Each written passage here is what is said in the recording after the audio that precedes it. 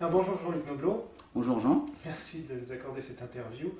C'est vrai qu'il y a beaucoup d'actualités autour de un de vos thèmes de prédilection qui sont les radars. Est-ce que déjà, nous sur Enquête et Débat, on a fait état du fait que personne ne souhaitait débattre avec vous, ni avec des gens comme Bernard Darniche qui défendent plutôt votre option.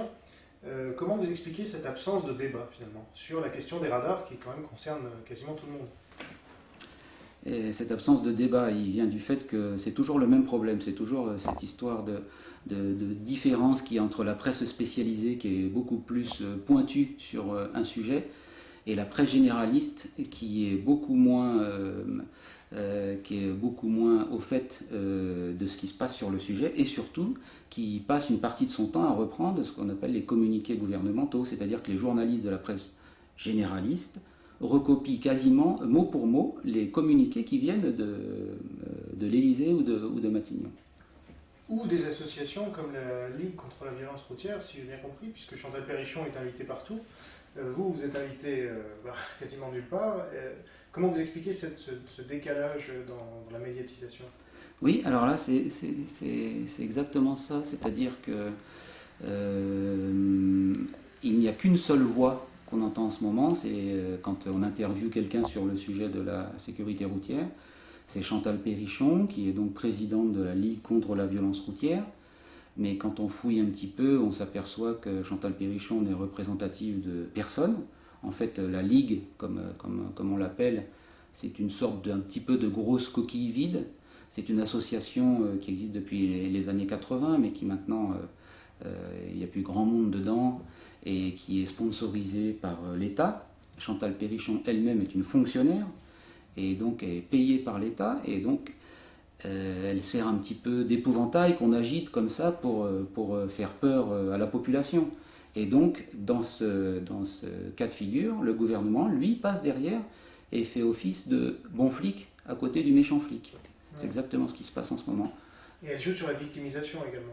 Voilà, c'est facile, c'est difficile d'aller contre pour des gens qui sont non spécialistes du sujet. C'est pour ça que c'est un petit peu la reine des plateaux télé, ou je l'appelle un petit peu aussi la gendarmette des ondes. Parce que c'est difficile d'aller contre elle, mais dès qu'on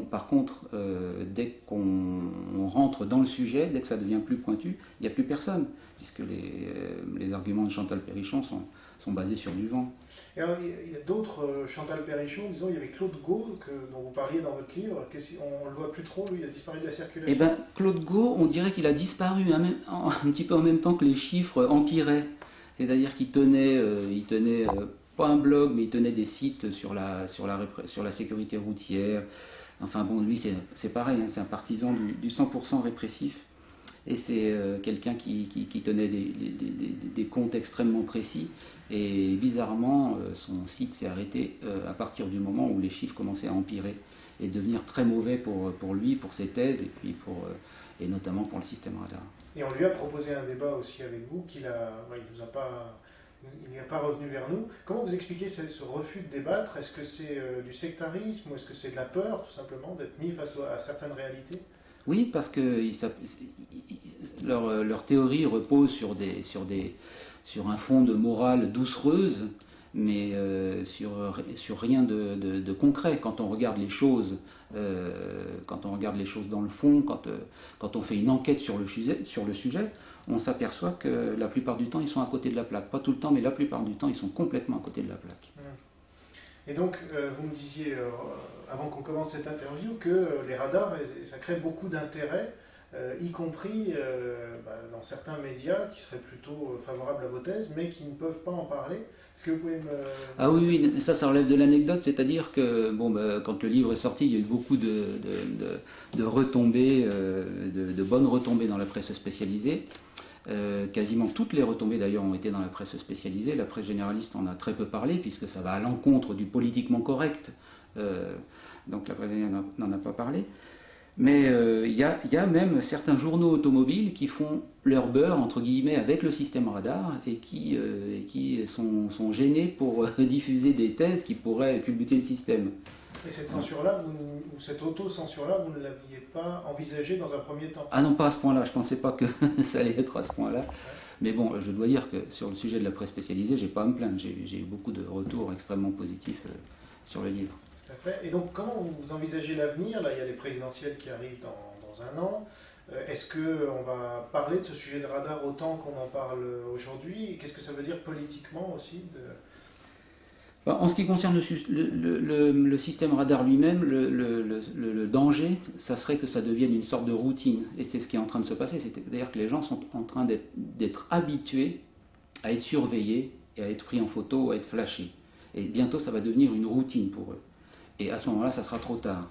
Donc c'est pour ça que j'ai tenu à ce que le livre sorte le plus tôt possible, et qu'il faut se bagarrer maintenant.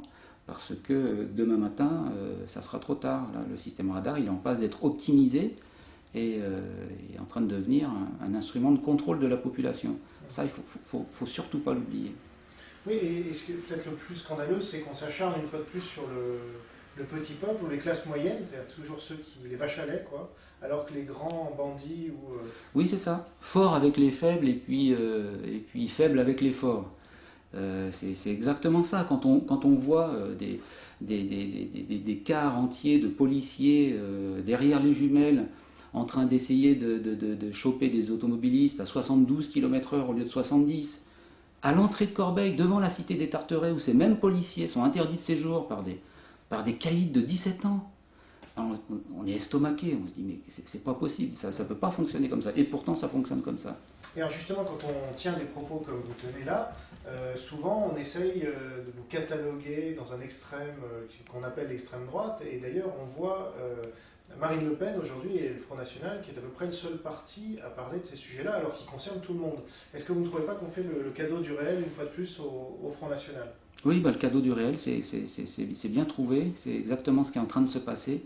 C'est-à-dire que l'autre fois, j'entendais encore Benoît Hamon parler du système radar, mais c'est pathétique quand même. C'est-à-dire que ces gens-là ne se rendent absolument pas compte de ce qui est en train de se passer, ne se rendent pas compte que les gens qui se déplacent en 2 roues sont dans le collimateur du gouvernement, que les automobilistes, en ce moment, que tout simplement, la liberté de déplacement, en ce moment, elle est en train d'être battue en brèche. C'est quand même un fondement de la Constitution, c'est quand même grave, mais ces gens-là sont totalement à côté de la plaque sur le sujet. Alors justement, ils sont censés être l'opposition, c'est la gauche, alors l'alternance changera-t-elle quoi que ce soit sur ce sujet? Voilà, donc c'est pour ça que dans le livre, j'ai consacré j'ai consacré un chapitre sur le sujet, c'est-à-dire que, bizarrement, avant 2007, Nicolas Sarkozy passait pour le candidat le plus cool, entre guillemets, avec les usagers de la route. Et ah oui, oui, c'est-à-dire que Ségolène Royal était pire que lui et Bayrou était pas loin d'être pire que lui aussi. Dans le discours. Dans le discours, voilà. Parce que dans les faits, il était déjà ministre de l'Intérieur, il avait déjà mis en place ça, mais il avait réussi à le cacher. Voilà, c'est ça, c'est-à-dire qu'il était plus habile que les autres, mais il ne faut pas chercher son salut du côté de Ségolène Royal, enfin, ni de Bayrou à l'époque. Donc il n'y a pas d'opposition sur ce sujet, où pourtant c'est très clivé, ils pourraient attaquer le gouvernement et obtenir le soutien du peuple, et pourtant ils ne le font pas, alors pourquoi? On m'a souvent conseillé d'envoyer mon bouquin au ténor du Parti Socialiste. Je vais finir par le faire, mais je dois dire que je suis sidéré par ce qui se passe au Parti Socialiste en ce moment et depuis longtemps. Ils sont déconnectés complètement du terrain, quoi. Et ça va empirant. Donc, il y a des gens comme le Front National, ou même comme le Parti souverainiste, comment il s'appelle, le parti Dupont-Aignan, Debout la République. Debout la République, voilà. Je les ai déjà entendus prendre la défense des usagers de la route, mais ça me semble, avec ce qui se passe en ce moment, ça me semble juste normal. Et ça veut dire que les gens qui gardent un semblant de fond politique dans leur discours, en ce moment, bénéficient d'un engouement, tout simplement parce que les autres ne font plus de politique. Les autres, ils sont dans la morale, ils sont dans la pédagogie, dans la pédagogie d'instituteurs, mais ils ne font plus de politique, les autres. Et donc, je ne vous demande pas d'être Madame Irma, mais comment vous voyez tout ça? Est-ce que les élections vous permettent de faire dégonfler le mécontentement qui monte, ou au contraire, est-ce que ça va l'amplifier? Quand on voit ce qui s'est passé aux dernières cantonales, c'est-à-dire que moi j'habite à Draveil par exemple, et je me suis aperçu qu'en face du candidat de Georges Tron a été propulsé le candidat du Front National, mais c'était un candidat fantôme, personne ne le connaissait. C'est-à-dire qu'il y a eu entre 3 et 4 000 voix pour un candidat que personne ne connaît. Quand on s'aperçoit de ça, on s'aperçoit que c'est une sorte de lame de fond. Et comme à côté de ça, le Front National est en train de se structurer, est en train de structurer son discours, on peut s'inquiéter pour Nicolas Sarkozy en 2012. Est-ce que vous pouvez nous expliquer un peu ce qui se passe, parce qu'on n'y comprend plus rien en fait, autour de ce système radar, des annonces gouvernementales qui se contredisent quelques jours plus tard. Bon.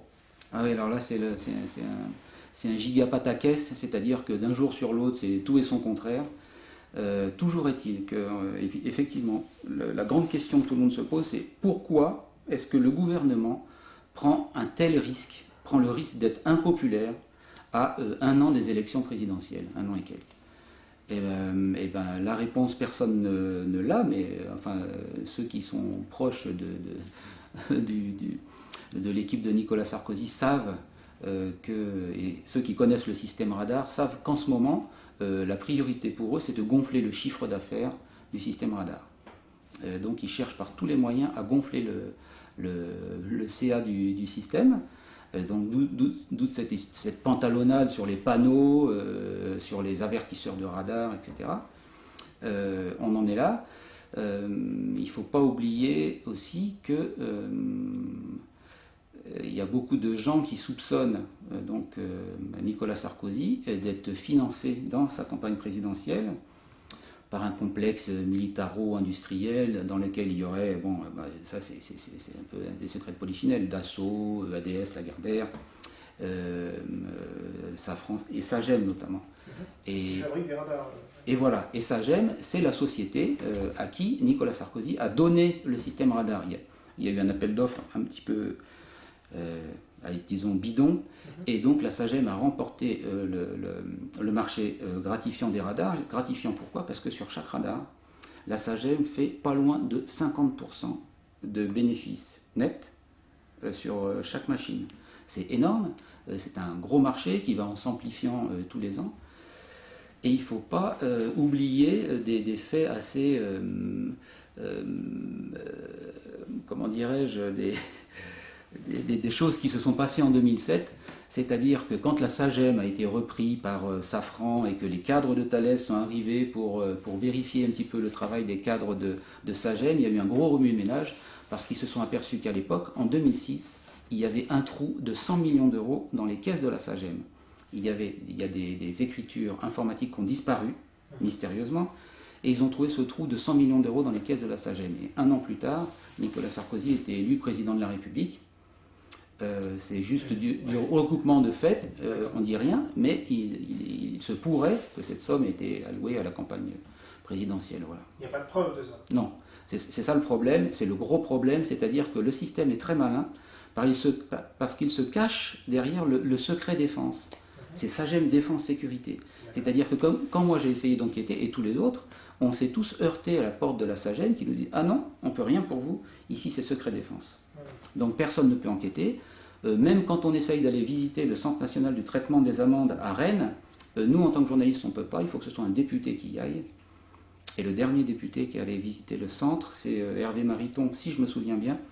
Il a fait un rapport assez étonné en disant que le centre était tenu par des gens du privé, par les gens de la Sagem, par les gens d'Atos, mais qu'il n'y avait personne, que la fonction régalienne était oubliée dans l'histoire. Et donc si je résume bien, il y a d'une part des gens de l'État comme Chantal Perrichon et comme qui tiennent l'aspect plutôt informationnel, et des gens du privé qui tiennent l'aspect un peu économique. C'est exactement ça. Chantal Perrichon, elle est dans la communication, c'est une complice du gouvernement, elle représente personne, elle n'est pas représentative de ce qui se passe. Donc elle est dans la communication, c'est une communicante depuis tout le temps, Chantal Perrichon. Et à côté de ça, le système répressif en lui-même est de plus en plus aux mains de gens du privé, avec lesquels, en ce moment, l'équipe de Nicolas Sarkozy, il est très proche, la Dream Team de Nicolas Sarkozy, est en contact serré. Voilà. Dans l'optique des nouvelles élections qui se préparent. Alors voilà, les élections c'est dans 1 an, il faut remplir les caisses de campagne, et tout d'un coup on nous annonce qu'on enlève les panneaux, non on les remet, on les enlève, les avertisseurs de radar, enfin bon, ils sont en train d'essayer de booster le chiffre d'affaires du système 1 an avant la campagne présidentielle. c'est du recoupement de faits, mais on en est là. Et on a un certain nombre quand même de preuves, non pas de Voilà, annoncées, mais c'est un faisceau de présomption. Voilà. Depuis 2004, même 2002, que Sarkozy est ministre de l'Intérieur. Alors voilà, Sarkozy, c'est un peu l'éternel ministre de l'Intérieur. C'est son job. Il dit, moi j'ai tué le job. Lui, c'est vraiment un ministre de l'Intérieur. Jack Lang était ministre de l'Agriculture. Voilà, c'est ça. C'est l'éternel ministre de l'Intérieur. Et étonnamment, on s'aperçoit que sur le sujet de la sécurité à tous les niveaux, c'est quand même le chantier le plus foutraque de la République en ce moment. C'est-à-dire que la réelle insécurité flambe et la répression sur les usagers de la route est sans précédent. Et donc, ce sujet de la sécurité en ce moment,